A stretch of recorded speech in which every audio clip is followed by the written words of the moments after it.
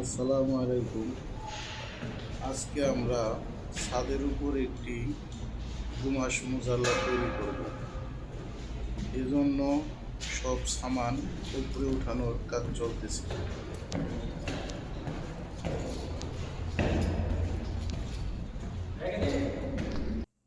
এখন আমরা electric line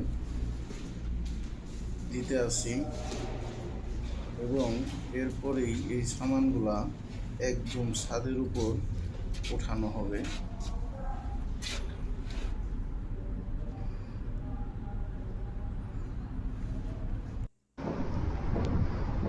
এখন আমাদের লাইন দেওয়া শেষ হয়ে গেছে।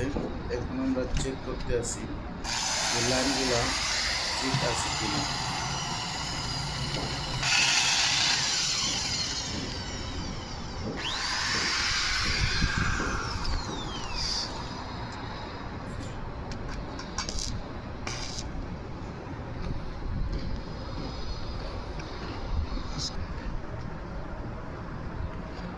মূলত এই ট্যাঙ্কির উপরেই আমাদের কুমাস লাগানো হবে, যাতে এই ট্যাঙ্কির পানি বিশুদ্ধ থাকে এবং গরম কম হয়।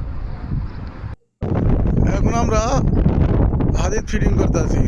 আমরা কুমাস ফিটিং করব। হাদিদ আমরা